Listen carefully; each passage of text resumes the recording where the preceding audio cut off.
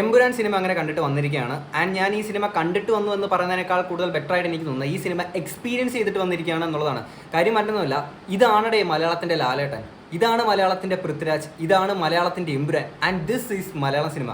കാര്യം അത്രയും ഒരു വേൾഡ് ക്ലാസ് ഐറ്റം. കാര്യം ഈ ഒരു സിനിമ ഇറങ്ങിക്കഴിഞ്ഞതിന് ശേഷം പല ആൾക്കാർക്ക് മിക്സഡ് അഭിപ്രായങ്ങളായിരിക്കും വരാൻ പോകുന്നത്. കുറച്ച് ലാഗേഷായിരുന്നു, അല്ലെങ്കിൽ അവിടെ ഇങ്ങനെയായിരുന്നു, ഇവിടെ ഇങ്ങനെയായിരുന്നു, അങ്ങനെയൊക്കെ ആയിരിക്കും വരാൻ പോകുന്നത്. ഇതിൻ്റെ ഒരു ക്വാളിറ്റി എത്രത്തോളം ഉണ്ടെന്ന് മനസ്സിലാക്കാനൊക്കെ ഉണ്ട്. ബ്രേക്കിംഗ് ബാഡ് എന്ന് പറഞ്ഞ സീരീസ് കണ്ടിട്ടുള്ള ആൾക്കാർക്ക് മനസ്സിലാക്കാൻ പറ്റും. അതായത് വേൾഡ് ക്ലാസ് ഐറ്റമാണ് ആ ഒരു സീരീസ് എന്ന് പറയുന്നത്. വേൾഡിൽ തന്നെയാണെങ്കിൽ നമ്മുടെ ഒരു ഗെയിം ഓഫ് ത്രോൺസ് കഴിഞ്ഞാൽ, അല്ലെങ്കിൽ ഗെയിം ഓഫ് ത്രോൺസിനോടൊപ്പം, അല്ലെങ്കിൽ അതിനേക്കാൾ ഒരുപടി മുകളിൽ നിൽക്കുന്ന അത്രയും കിടില ഒരു സീരീസാണ് ബ്രേക്കിംഗ് ബാഡ് എന്ന് പറയുന്നത്. പക്ഷേ ആ ഒരു സീരീസ് എന്ന് പറഞ്ഞൊരു അത്രയും ലാഗേഷ് ആയിട്ടുള്ളൊരു സീരീസാണ്.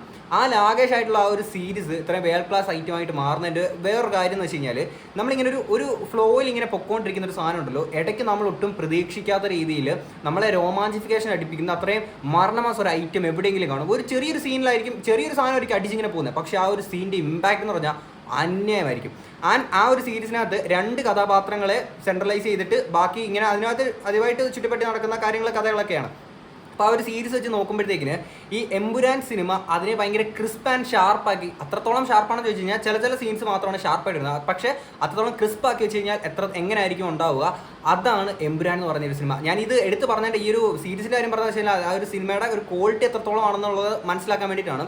ആൻഡ് എല്ലാ ആൾക്കാർക്കും മറ്റേ ഈ പറഞ്ഞ ലാലേട്ടൻ മുണ്ട് മടക്കി മീശയൊക്കെ പിരിച്ച് മറ്റേ ലൂസിഫറിനകത്ത് എന്താണ് നമ്മൾ കണ്ടത്, സെയിം സാധനം എമ്പുരാനായി പ്രതീക്ഷിച്ചാലും നമുക്കത് കിട്ടില്ല. കാര്യം ഇത് വേറെ റേഞ്ചിലുള്ള, വേറെ ലെവലിലുള്ളൊരു സാധനമാണ്.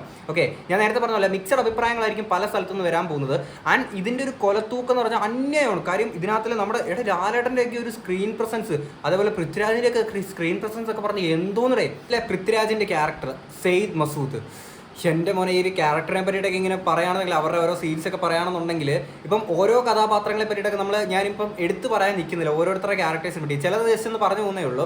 എന്തുതന്നെയാണെങ്കിൽ ബാക്കിയുള്ളൊക്കെ ഇങ്ങനെ എടുത്ത് പറയുമ്പോഴത്തേക്കും നമ്മുടെ എക്സൈറ്റ്മെൻറ്റ് അതൊരു സ്പോയിലറായി പോകുന്നൊരു സംശയമുണ്ട്. ആ ഒരു പേടി ഉള്ളതുകൊണ്ടാണ്. അതിൻ്റെ അത് മാത്രമല്ല, ഇത് സ്പോയിലർ അല്ലെങ്കിൽ കൂടി ഇത് പറഞ്ഞു കഴിഞ്ഞാൽ നിങ്ങൾക്ക് തിയേറ്ററിലോട്ട് പോകുമ്പോൾ ഒരു പക്ഷേ ആ ഒരു ഇമ്പാക്റ്റ് കിട്ടിയില്ലെങ്കിലോ എന്ന് വിചാരിച്ചാണ് ഞാൻ ഞാൻ പറയാത്തത്. ആൻഡ് ഇതിനകത്ത് എസ്പെഷ്യലി എടുത്തു പറയേണ്ട ഒരു കാര്യം എന്ന് വെച്ചാൽ, ഈ മതം ഭ്രാന്തായിട്ട് നടക്കുന്ന ആൾക്കാരും രാഷ്ട്രീയം ഭ്രാന്തായിട്ട് കൊണ്ടു നടക്കുന്ന ആൾക്കാരുണ്ടല്ലോ, അവരുടെയൊക്കെ അണ്ണാക്കിലടിച്ച് കൊടുക്കുന്ന കുറേ കാര്യങ്ങളൊക്കെ ഇതിനകത്ത് പറഞ്ഞു പോകുന്നുണ്ട്.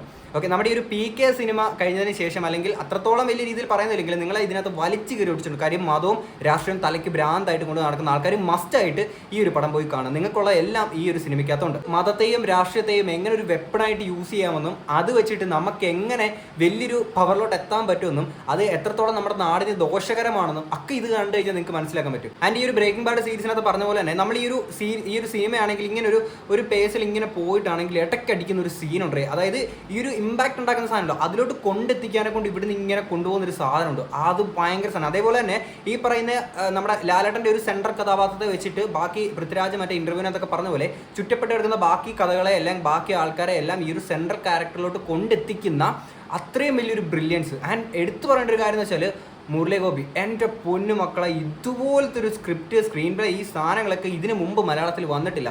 കാര്യം നമ്മൾ ഈ ഒരു സ്ലോ പേസിൽ ഇങ്ങനെ പോയിട്ട് നമുക്ക് എവിടെയെങ്കിലും ഒരു ലാഗാണോ എന്ന് നമുക്ക് തോന്നുന്ന സമയത്ത് അവിടെ ഒരു ലാഗുമല്ല, നമുക്ക് സംശയം തോന്നേണ്ട ഒരു ആവശ്യമില്ല എന്ന് പറഞ്ഞാൽ അതിനെ കോംപ്രമൈസ് ചെയ്യുന്ന രീതിയിൽ പിന്നെ ഒരു ഡയലോഗ് ഡെലിവറി അല്ലെങ്കിൽ ഒരു രോമാഞ്ചിഫിക്കേഷൻ അടിക്കുന്ന ഒരു സീൻസോ അങ്ങനെ എന്തെങ്കിലുമൊക്കെ കുറച്ച് സാധനങ്ങൾ ഇതിനകത്ത് ഇട്ടിട്ട് വന്നിട്ടുണ്ട്. അതിനകത്ത് എനിക്ക് ഭയങ്കര ഫേവറേറ്റ് ആയിട്ട് തോന്നിയ ഒരു സാധനം എന്ന് വെച്ച് കഴിഞ്ഞാൽ, മഞ്ജു വാര്യറിൻ്റെ ഒരു സീൻ. ആൻഡ് ഇതിനകത്ത് മെയിനായിട്ട് ഈ പറഞ്ഞ പോലെ എൽ ഫാക്ടർ വെച്ചിട്ട് കുറേ സാധനങ്ങൾ അടിക്കുന്നതൊക്കെ നമുക്ക് ഭയങ്കര ഇമ്പാക്ട് ഉണ്ടാക്കിയ രോമാഞ്ചിഫിക്കേഷൻ അതൊക്കെ അടിക്കും. ആൻഡ് ഇതിനകത്ത് മഞ്ജു വാര്യറിൻ്റെ ഒരു സീനുണ്ട്, എൻ്റെ മോന്, അതെങ്ങനെയാണ് ഇങ്ങനെ ഇമ്പാക്റ്റ് ഉണ്ടാക്കാൻ പറ്റുന്നതെന്ന് എനിക്കറിയാം. കാര്യം സിമ്പിളായിട്ടുള്ള, വളരെ എന്താ പറയുക, നമ്മളൊരു സ്ക്രിപ്റ്റ് വൈസ് നോക്കുകയാണെങ്കിൽ ഇത്ര ജസ്റ്റ് ഓക്കെ എന്ന് പറയുന്നൊരു സാധനം അതിനെ ഇത്ര ഇമ്പാക്ട്ഫുൾ ആയിട്ട് ഞാൻ ആ സീൻ ഇട്ട് ഇങ്ങനെ ഇരിക്കുകയാണ്. ഇതിനകത്ത് പല സീൻസ് കണ്ടിട്ട് ഞാനിക്കൊരു കോരിത്തിരിച്ചിരിക്കുക. അതാണ് ഞാൻ പറഞ്ഞത്, ഈ സിനിമ കണ്ടു എന്ന് പറയുന്നതിനെക്കാട്ടി നല്ലത് എക്സ്പീരിയൻസ് ചെയ്തു എന്നുള്ളതാണ്. ആൻഡ് ഇതിനകത്ത് നമ്മുടെ ഈ ഒരു DOP ചെയ്ത്, എൻ്റെ പൊന്നു കേട്ടോ, നിങ്ങൾ എന്ത് മനുഷ്യന് എന്നെ പരിപാടി കാണിച്ചു വെച്ചിരിക്കുന്നത്. ഇതിനകത്ത് സിനിമ തുടങ്ങുന്ന ടൈമിലുള്ള ഒരു ലോങ് ഷോട്ടിൽ ഇങ്ങനെ അപ്പുറത്തുനിന്ന് ഇങ്ങനെ ലൈറ്റ് വെട്ടമൊക്കെ അടിച്ചിട്ട് ഇവരുടെ വണ്ടി പോകുന്നൊരു സീനുണ്ട്. ആടെ മോൻ ഇത്രയും ബ്യൂട്ടിൽ, ഇത്രയും കിഡിലായിട്ട് എടുത്ത് വെച്ചേക്കുന്നത്. എനിക്ക് ഫേവറേറ്റ് ആയിട്ട് തോന്നിയ ആ ഒരു DOP വെച്ച ആ ഒരു ചേട്ടൻ്റെ ആ ഒരു വർക്കിൽ എനിക്ക് ഏറ്റവും ഇഷ്ടപ്പെട്ട സാധനം അതാണ്. ആ ഒരു തുടക്കത്തിലുള്ളൊരു സംഭവം. അതിനുശേഷം പിന്നെയുള്ള ഓരോ ഫ്രെയിംസ് ആയിക്കോട്ടെ, അല്ലെങ്കിൽ പൃഥ്വിരാജ് എന്ന് പറയുന്ന ഒരു ഡയറക്ടർ, ഇങ്ങനൊരു ഡയറക്ടർ നമ്മുടെ മലയാള സിനിമയെ ഇപ്പോൾ പറഞ്ഞ പോലെ വേൾഡ് ക്ലാസ് ഐറ്റമൊക്കെ ഒരു ഇൻ്റർനാഷണൽ ലെവൽ സാധനം. ആൻഡ് ഇതിനകത്തിലെ ഫസ്റ്റ് ഹാഫ് കൊണ്ട് നിർത്തിയൊരു രീതിയുണ്ട്. അതെന്ന് പറഞ്ഞു കഴിഞ്ഞാൽ ഇതെന്ത് ഇങ്ങനെ എന്ന് വെച്ചാൽ അതിൻ്റെ ഒരു എക്സൈറ്റ്മെൻറ്റ് എങ്ങനെ എനിക്ക് പ്രകടിപ്പിക്കണമെന്ന് പറ്റില്ല. അതൊരു ഐറ്റമാണ് ഈ പറഞ്ഞ പോലെ ഫസ്റ്റ് ഹാഫ് കൊണ്ട് നിർത്തിയേക്കുന്നത്. അത് കഴിഞ്ഞ് സെക്കൻഡ് ഹാഫ് അതൊരു കൊലത്തൂ കയറ്റുമായിരുന്നു. ഓക്കെ. ആൻഡ് ഇതിനകത്ത് ഞാൻ പറയുന്ന എൻ്റെ ഒരു പേഴ്സണൽ ഒപ്പീനിയൻ എന്താണെന്ന് വെച്ച് കഴിഞ്ഞാൽ, ഇത് ഒരിക്കലും ഒരു സിനിമയായിട്ട് നിർത്തരുതായിരുന്നു. ഇതൊരു വലിയൊരു വെബ് സീരീസ് പോലെ ഇങ്ങനെ നീട്ടി കൊണ്ടുപോകേണ്ട, ആ ഒരു ബ്രേക്കിംഗ് ബാഡ് പോലെ കൊണ്ടുപോകേണ്ട ഒരു സാധനമായിരുന്നു ഇത്. കാര്യം എന്ന് വെച്ചാൽ എനിക്കിത് 3 മണിക്കൂറുള്ള സിനിമയാണെങ്കിൽ ഇനിയും വേണം എന്നുള്ളൊരു തോന്നലായിരുന്നു. ഇതൊന്നും തീരല്ലേ എന്നുള്ളൊരു മൈൻഡ് സെറ്റാണ്. 3 മണിക്കൂർ എന്ന് പറഞ്ഞാലും ഇതിനകത്ത് കുറേ ഭാഗങ്ങളൊക്കെ നമ്മളിങ്ങനെ ജസ്റ്റ് കണ്ടിരിക്കാൻ പറ്റുന്ന, അല്ലെങ്കിൽ ഈ പറഞ്ഞ അത്രയും രോമാഞ്ചിഫിക്കേഷൻ അടിപ്പിക്കുന്ന എല്ലാ സീൻസും അങ്ങനെ അടിപ്പിക്കുന്ന സാധനമല്ല. മറ്റേ ലൂസിഫറിനകത്ത് കണ്ട പോലത്തെ ഒരു സാധനമേ അല്ല. പക്ഷേ ഇത് വേറെ ലെവൽ ഐറ്റമാണ്. ലാലേട്ടനെ ചില സിനിമകളിനകത്തൊക്കെ കാണുന്ന പോലെ തുടക്കം തൊട്ട് അവസാനം വരെ ഒരു കോമാളിയാക്കി നിർത്തിയിട്ട് ലാലേട്ടൻ്റെ ഒരു അഴിഞ്ഞാട്ടം എന്നുള്ള രീതിയിലേക്ക് ലാലേട്ടനെ കോമാളിയാക്കുന്ന ഒരു പരിപാടിയുണ്ട്. അതൊന്നും നിങ്ങൾക്ക് ഇവിടെ കാണാൻ പറ്റത്തില്ല. കാര്യം എന്ന് വെച്ചാൽ, ഒരു മോഹൻലാൽ ഡൈഹാർഡ് ഫാനായിട്ടുള്ള ഒരു പൃഥ്വിരാജ് എന്ന് പറയുന്ന ഒരു വ്യക്തി, ഒരു ഫാൻ ബോയ് അയാളെ വെച്ച് ഒരു പടം എടുത്തു കഴിഞ്ഞാൽ എങ്ങനെ ഉണ്ടായിരിക്കും, അതിൻ്റെ ഒരു വേറെ ലെവൽ. പിന്നെ എടുത്തു പറയേണ്ട ഒരു സാധനം വെച്ചാൽ, ഇത് ഞാൻ ഇത്ര എക്സൈറ്റ്മെൻറ്റിൽ ഇത്രയും ഇതായിട്ട് പറയാനുള്ള കാര്യം എന്ന് വെച്ചാൽ, സിനിമ തുടങ്ങിയ കാലം തൊട്ട് ഇന്ന് വരെ ക്ലീശ തന്നെയാണ്. എല്ലാ സ്റ്റോറീസും നിങ്ങളെടുത്ത് നോക്കിയാൽ മതി, സെയിം പാറ്റേണിൽ വരുന്ന സാധനങ്ങളൊക്കെ തന്നെ ആയിരിക്കും. സിനിമയുടെ ഒരു പോക്ക് പോകുമ്പോൾ നമുക്ക് മനസ്സിലാക്കാൻ പറ്റും. പക്ഷേ നമുക്ക് ആ ഒരു ക്ലീശ അടുപ്പിക്കാത്ത രീതിയിൽ ചെയ്തു വെച്ചിട്ടുണ്ട്. ഓക്കെ, അതാണ് ഒരു ഡയറക്ടറിൻ്റെ ഒരു ബ്രില്യൻസ് എന്ന് പറഞ്ഞിരിക്കുന്നത്. ആൻഡ് ഇതിനകത്ത് 150 കോടിയുടെ പടമാണ്, അത്രയും ബജറ്റിൽ വന്നിരിക്കുന്ന ഒരു പടമാണ്.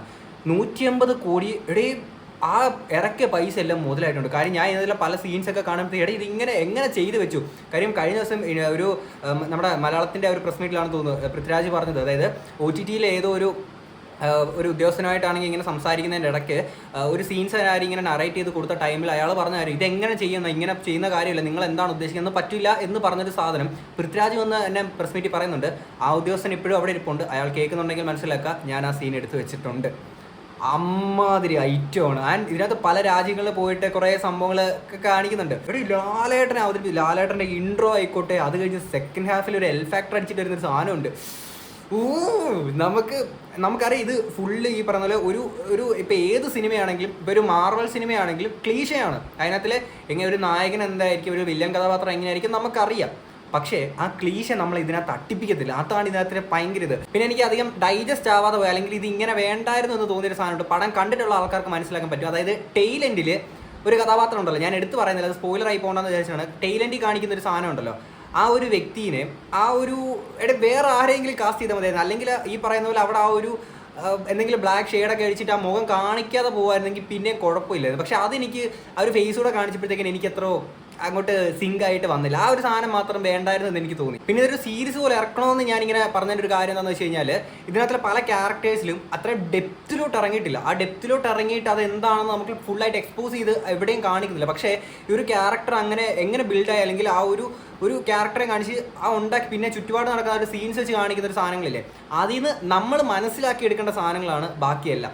അങ്ങനെ മേക്ക് ചെയ്ത് വെച്ചേക്കുന്ന സാധനം. കാര്യം ഇതൊരു പാർട്ട് 1, പാർട്ട് 2, പാർട്ട് 3 എന്ന് പറഞ്ഞ് ഈ ഒരു സിനിമകളിൽ മാത്രം ഒതുക്കി നിൽക്കുമ്പോഴത്തേക്കിന് ഈ ഒരു ക്യാരക്ടേഴ്സിൻ്റെ ഒക്കെ ഒരു ഡെപ്തിലോട്ട് പോകാനൊന്നും നമുക്കിത് പറ്റില്ല. കാര്യം ഒരു സിനിമ എന്ന് പറയുമ്പോൾ അങ്ങനെയാണ്, അതൊരു വെബ് സീരീസ് പോലൊക്കെ ആണെങ്കിൽ മാത്രമേ ഒരു കഥാപാത്രത്തിൽ അത്രയും ഉള്ളിലോട്ട് ഇറങ്ങിച്ച് നമുക്ക് കാണാൻ പറ്റുള്ളൂ. അതായത് ഇതിനകത്തിൽ ഓരോ കഥാപാത്രയും അത്രയും ഡെപ്തിലോട്ട് തന്നെ പോയി കാണണമെന്ന് അത്രയും എനിക്ക് ആഗ്രഹമുണ്ട്. പിന്നെ ഇതിനകത്ത് നിങ്ങൾ മറ്റേ ഈ ട്രെയിലറിനകത്ത് കണ്ട് തന്നെ മറ്റേ ഒരു തോക്കും പിടിച്ചുകൊണ്ടിരുന്ന മറ്റേ ഒരു ഹിന്ദിക്കാരൻ ബയ്യയില്ലേ, ആ പുള്ളി ഇങ്ങനെ തുടക്കത്തിൽ ഇങ്ങനെ ഒരു നടന്നു വരുന്നൊരു സീനുണ്ട്. പുള്ളിയെ ഫസ്റ്റ് ഫ്രെയിമിൽ കാണിക്കുമ്പോൾ നടന്നു വരുന്നൊരു സീനുണ്ട്.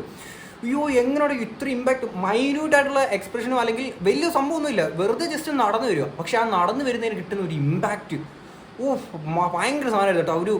ആ ഒരു തുടക്കത്തിൽ കാണിച്ചിരിക്കുന്ന ആ ഒരു സംഭവം എന്ന് വെച്ചാൽ. പിന്നെ ഇതിൻ്റെ സ്ക്രിപ്റ്റിലും അല്ലെങ്കിൽ ഈ ഒരു സ്റ്റോറിക്കകത്ത് ഒരുപാട് പണിയെടുത്തിട്ടുണ്ട്. ഇവർ എവിടെ നിന്നൊക്കെയാണ് ഇൻഫർമേഷൻസ് ഒക്കെ കളക്ട് ചെയ്ത് ഉണ്ടാക്കി അല്ലെങ്കിൽ എല്ലാം കണക്ട് ചെയ്ത് വെച്ചേക്കുന്നുള്ളത് നമുക്കറിയത്തില്ല. കാര്യം അമ്മാതിരി പണിയെടുത്തിട്ടുണ്ട്. കാര്യം ഈ സിനിമകളുടെയൊക്കെ ഈ ഒരു ഡീറ്റെയിലിംഗ് ആയിട്ട് ഈ ട്രെയിലർ ഡീകോഡിങ് അങ്ങനെയൊക്കെ പറഞ്ഞിട്ട് കുറേ വീഡിയോസ് ഒക്കെ നിങ്ങൾ യൂട്യൂബിൽ കാണാറില്ല. അതേപോലെ ഒരു സിനിമയുടെ ഈ ഒരു ഡീറ്റെയിലിംഗ് അല്ലെങ്കിൽ ഡീകോഡിംഗ് ആയിട്ടുള്ള കുറേ സംഭവങ്ങൾ വരുമ്പോഴേക്കും നമ്മൾ കുറേ കാര്യങ്ങൾ നമുക്കറിയാൻ പറ്റും. കാര്യം ഈ ലോകത്തുള്ള കുറേ എന്തൊക്കെയോ നമ്മൾ പോലും അറിയാത്ത ഒരുപാട് സാധനങ്ങളെ ഇങ്ങനെ കൊണ്ടുവന്ന് വളരെ ചുരുക്കി വെച്ചിട്ട് കൊണ്ടുവച്ചേക്കാണ്.